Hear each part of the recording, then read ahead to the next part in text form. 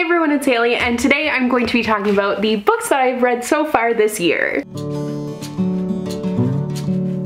I did kind of fall off the wagon with this a little bit at the latter half of 2021, but that's always what happens when it gets to Bookmas time. But as usual, I'm going to be doing a recent reads update every time I read 5 books. So these are the 5 latest books that I've read, and if you were just interested in hearing about one of them, I will have timestamps in the description box down below, so then you can skip right to that book. But I will also be keeping it spoiler free, so no worries if you haven't read any of these. Looking at this stack here, obviously the beginning of the year has been pretty mixed. I've kind of just been reaching for whatever, and I feel like I've been gravitating toward fantasy, but I really only have 2 fantasies on here, so I don't know if that's just like how I've been feeling. But let's just get to it, shall we? So the first book, I talked about my most recent reads video because for Bookmas, I did a vlog where I had my boyfriend wrap up some books for me, so then as I was unwrapping them, I would choose what I was going to read.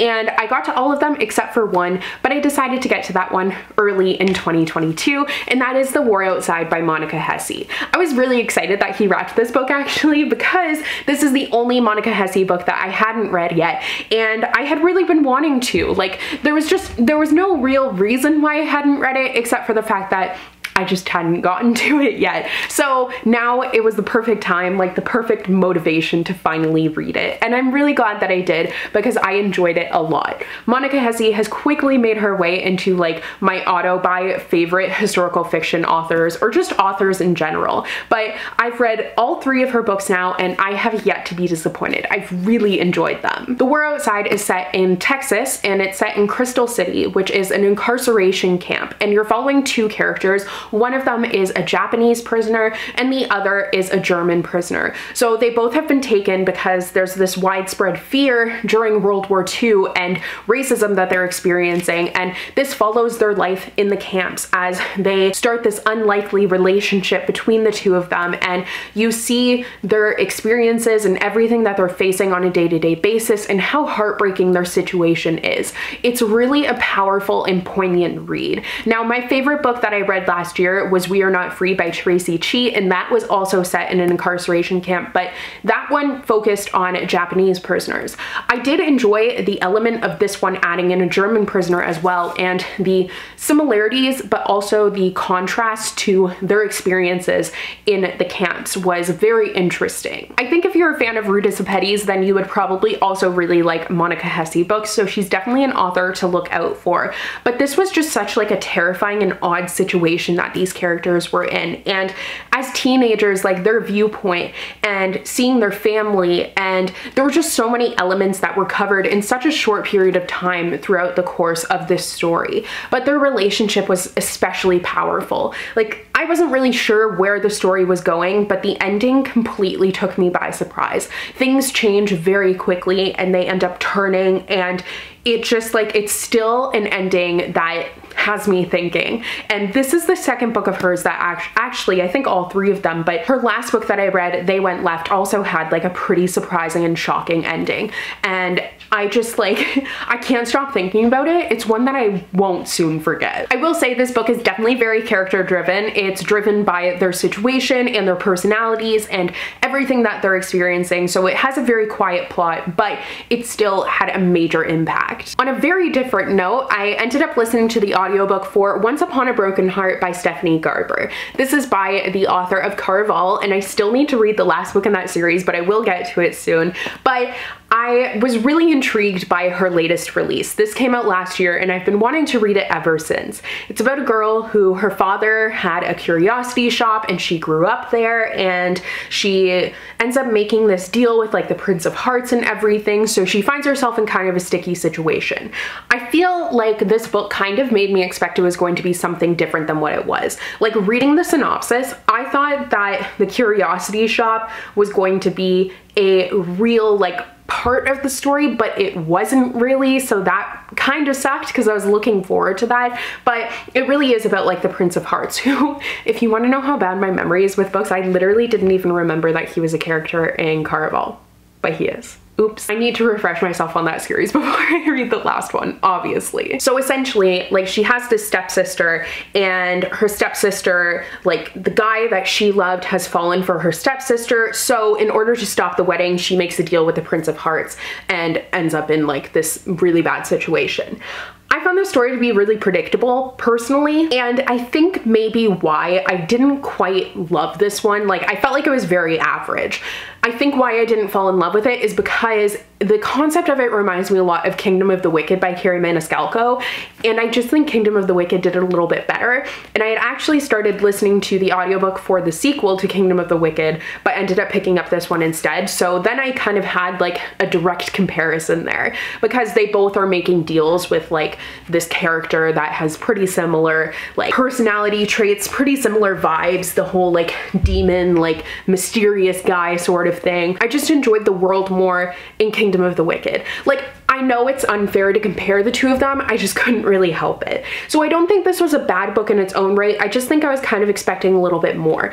I was expecting it to be more about that curiosity shop, which I felt like made for such a cool backdrop, but I did enjoy like the Prince of Hearts thing and all of that like twisted web. I just don't think it was as good as I wanted it to be, and since I found it kind of predictable, I was left feeling like it was a little bit lackluster overall. So I felt like it was kind of missing the magic that Caraval had. Next, I picked up A Firekeeper's Daughter by Angeline Boulley. This isn't necessarily a book that I would really pick up on my own usually, but I was totally drawn in by the cover, and I thought the concept sounded really interesting. This is about a girl who essentially feels like she doesn't fit in anywhere. She doesn't feel like she's white enough for white people, and she doesn't feel like she's native enough for her native community. But she ends up teaming up with the FBI because her community has been like completely ravaged by this new drug. It's like meth, but worse, and the FBI suspects that someone with knowledge of Ojibwe medicine is the one who has been creating this new drug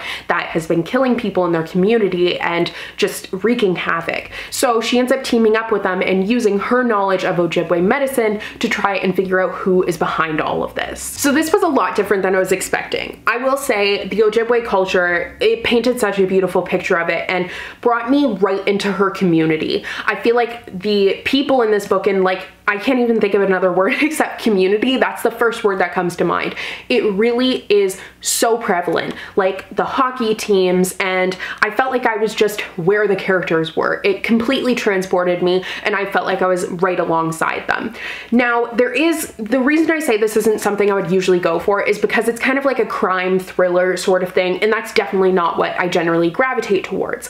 So I felt like the crime part, like, it was intriguing, but I also kind of found it predictable. Like, I wasn't really surprised in the end. There also was a romance plotline in this story that I honestly kind of felt like was unnecessary. It didn't really take away from my enjoyment of the story because I just kind of, it was just a subplot and it was whatever. I kind of just ignored it, but it did feel like it was just kind of added because YA generally has romance. I felt like it could have done without it, but I loved the main character and how driven she was and how like much of it, she was just a force of a character. She really was like, I can't even think of a way to describe it right now. My words are just leaving me. But I don't know, she felt like a real person.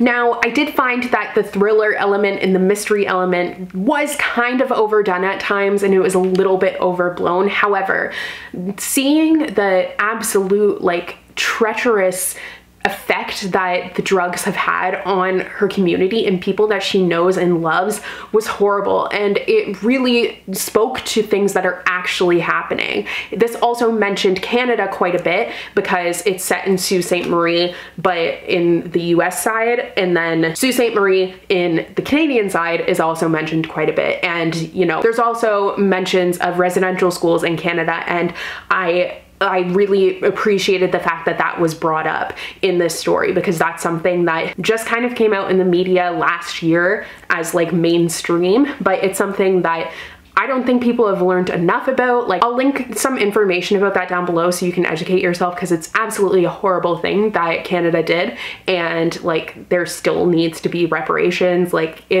is just awful. And I only learned about it because I took a course in Native Studies in high school, and I think it needs to be like one of the first things that you're taught in history when you're able to actually like understand it. So that being said, that and a lot of other issues of like missing and murdered Indigenous women were brought up in this story, and also sexual assault. So there are multiple trigger warnings. Definitely be wary of that before going into this story, but I felt like this was such a strong debut overall, and I'm really looking forward to seeing more by this author. Next, I ended up picking up something that was quite a bit lighter actually, and that is Isn't It Bromantic by Lyssa K. Adams. So this is the 4th book in the Bromance Book Club series, and I was kind of nervous going into this one because I enjoyed the first 2. I would say the first one was my favorite, the second one I liked, and then the third one I wasn't that big of a fan of. I definitely had a lot more issues with it.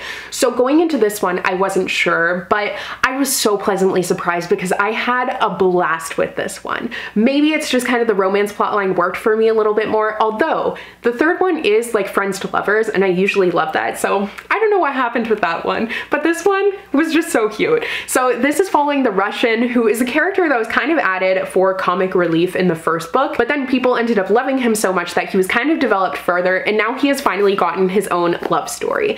And he is married in a marriage of convenience, and he ends up getting injured, and he's a hockey player, so he needs someone to care for him, and his wife ends up coming back. Like, they've been apart pretty much their whole marriage because she's been away in Chicago, like at school, so she ends up coming back, and they're on like shaky ground. They are probably gonna get a divorce. She's probably gonna move back to Russia, but she agrees to like help him out, and you can just see the two of them love each other and care for each other so much. And there's so much of a lack of communication in this book that normally I would find super duper frustrating, and I would be really annoyed by it, but in this case I just loved it because it worked. Like, I could see, sorry, the cat is chasing the dog, but I could just see how much these characters belong together. The chemistry between them was impeccable, and I think it was also helped out by the fact that I honestly loved both of the characters like as individuals so much. The Russian is truly just like this gentle giant that you can't help but absolutely adore,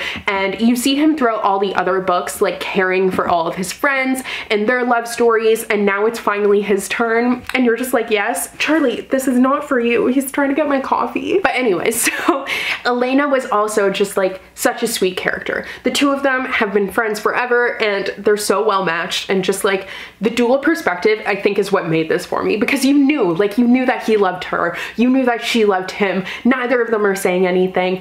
It just, oh my god, it was beautiful. I really loved this one. It was a great return to the series. I'm thinking Colton, I don't know if it's confirmed or not, is going to be the next one to get his love story. I don't know who it's going to be with or anything, and it does look like it's going to be a Christmas one actually, unless it's like a different book, but the next title that I see on Goodreads is A Very Merry Bromance, so I'm excited for that. And the final book that I ended up reading, I actually finished this one and this one in one day, which was yesterday, but that's 6 Crimson Crayons by Elizabeth Lim. This is by the author of Spin the Dawn, which was one of my, I think I put it on my almost favorites of last year, but I really liked it. It was like such a beautiful fantasy, the writing, the world, it was incredible. This one I have a really hard time describing because there's something about it that I just didn't quite like as much. And it's not something I can pinpoint, which is why I'm like kind of meandering around the point, because I don't know what it was that set this one apart. This follows a princess, and she ends up like catching her stepmother in like performing magic, and she actually has magic, the princess, but she's not supposed to. So the stepmother finds that out, and she sees something she's not supposed to, so she ends up being punished. She's cursed where she has a bowl on her head and she can't speak or like make any noise, because for every noise she utters, one of her brothers will be murdered. And she has 6 brothers, and all of them have been turned into cranes. So she can't tell anyone what's happened to them. She can't express anything.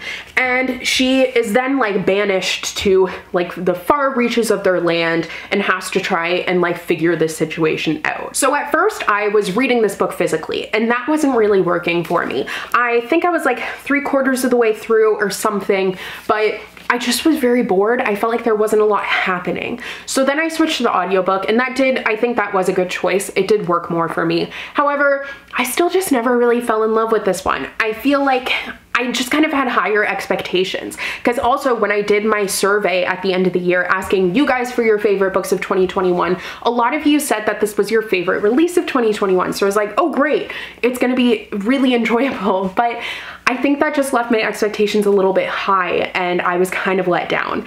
I don't think that I will pick up the sequel, even though this one ends on quite a cliffhanger. But it's not that I didn't like it. It just didn't blow me away. It really is like middle of the road for me. I will say that the ending has like such a twist that I really did not see coming and was not expecting. And that was nice because it kind of set it apart from like following the formula of a lot of other books like this. So that was very, very interesting and I enjoyed that. I just didn't quite love this one. Okay, so those are all of the books that I have read recently. Those are the 5 books that I have officially read to start off January. So please let me know if you have read any of these books, your thoughts on them, because I would love to know. And I hope you guys enjoyed watching today's video. Thank you so much for watching it. I don't know why I said it like that because I never say it like that, but I will see you guys in another new video soon. Bye!